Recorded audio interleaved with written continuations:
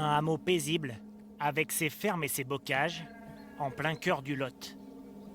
C'est ici que Djeneba Bamia, une jeune agricultrice d'origine malienne, a passé 9 ans de sa vie. Michel Blaise faisait partie de l'entourage de la jeune femme.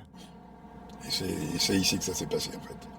Vers 9 h, le 3 mars 2017, l'agricultrice de 37 ans arrive dans la ferme où elle travaille tous les jours. Son ex-mari l'attend, est armé d'un fusil et a priori a tiré à 3 reprises sur elle.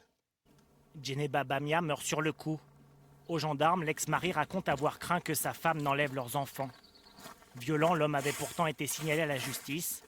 Sa mort aurait-elle pu être évitée?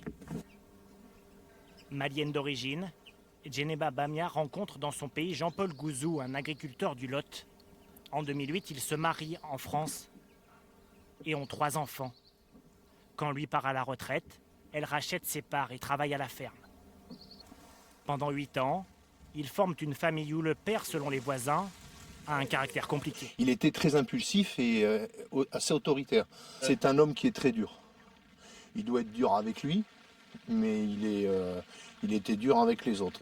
Dur avec les autres et avec celle qui partage sa vie. Au printemps 2016, après une violente dispute, Djeneba Bamia quitte le domicile et demande le divorce. Quelques mois plus tard, elle rencontre Jean-Michel Coste, son dernier compagnon. Je crois qu'il y a quelques photos de... Après sa mort, Voilà. il retrouve le journal intime qu'a tenu Djeneba durant son mariage avec Jean-Paul Gouzou. Il découvre alors que son ami a été victime d'harcèlement pendant des années. C'était de ma faute. Ça me déchire le cœur. Il est très dur avec moi. Pourtant, je travaille beaucoup. Tout ce que je fais, n'est que je suis son esclave. Moi, il y a eu un esprit que je me demande comment une femme comme ça a pu résister sans physiquement et psychologiquement à une telle violence. Les derniers mois, la justice lui accorde une protection. Son mari a interdiction de la rencontrer. Insuffisant pour ses proches qui multiplient les courriers aux élus et aux juges, sans succès. Certains magistrats semblent même agacés par ces nombreuses alertes.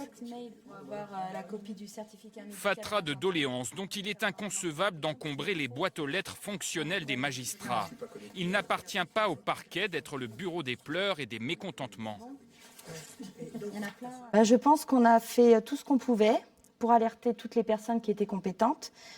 Je pense que non seulement on ne nous a pas aidés, mais quand je vois certains termes dans les courriers, on nous a carrément méprisés.